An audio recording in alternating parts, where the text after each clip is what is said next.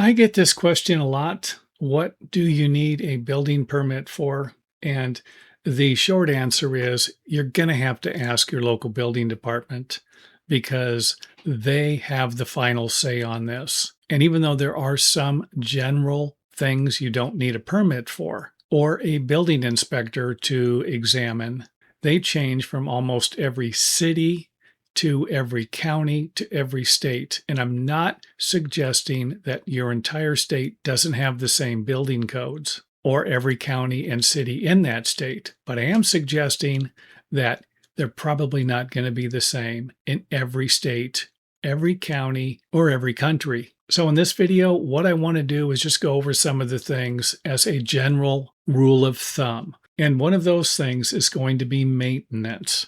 This would include painting or removing and replacing flooring or fixing a hole in the wall on the inside or the outside, as long as that hole is non-structural. So let's go ahead and take a look at something that AI would have provided us with. And in this video, I'm using Gemini AI. And I'm going to point out some of the things that might or not be true for the most part. So no permit required for flexible water supply. This would be the line that goes from the shutoff valve to the fixture. And as far as a permit being required, any modifications at all to the pressurized water distribution system or the drainage system is probably going to need a permit, even though it might not be necessary. I mean, I hate to say it, gluing a couple of pipes together that you know are sealed and they're not going to leak versus getting an inspection and filling up your entire drainage system is utterly ridiculous. Plumbing fixture replacements, toilets, faucets, shower heads, and sink basins. I would agree with that for the most part. Same thing with replacing traps, clearing stoppages, like snaking a drain to remove clogs from waste pipes. And if my memory serves me correctly, garbage disposal replacements, if I remember correctly, did require an inspection. So this one here might be iffy, along with a dishwasher replacement. I think both of these might require an inspection or a permit. This would fall under the category of maintenance, toilet tank rebuilds, replacing the fill valves, flappers, stuff like that. Faucet cartridge replacement and replacing angle stop shutoff valves. This is something else that might fall into the category of needing an inspection. And if you remember, we already went over the flexible pipe that was allowed to be replaced, going from the shutoff valve. So again, this one here is iffy.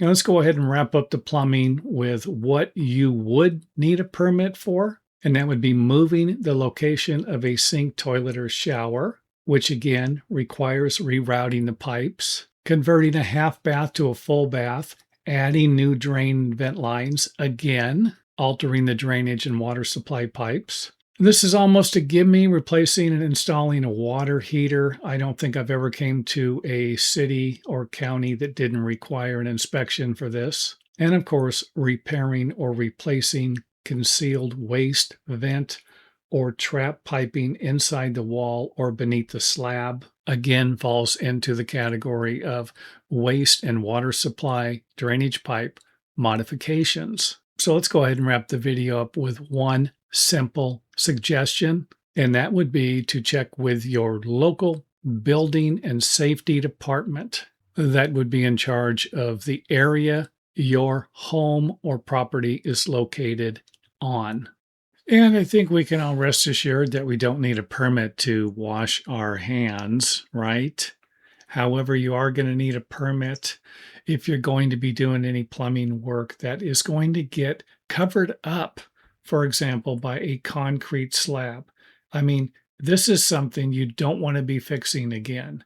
So you're going to want to make sure that you get a second opinion on it, or at least if you don't know what you're doing, you might need to get a second opinion. And next up, even though the law might require you to get a permit and have an inspection, if you have pipes that are exposed and you're confident with the repair, then you're probably going to end up doing the same thing a licensed plumber will do, and that will be to fix it. And then if it leaks, it's not going to be covered up in the ceiling, under a floor. You're going to be able to see if it's leaking again.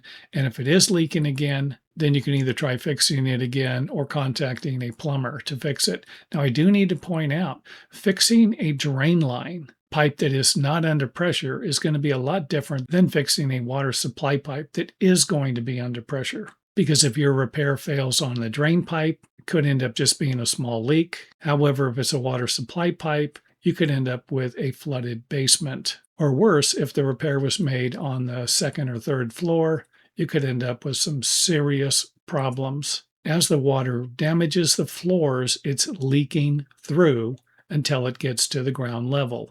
And thanks for watching. If you enjoyed the video, let us know by hitting the thumbs up button or letting us know in the comment area.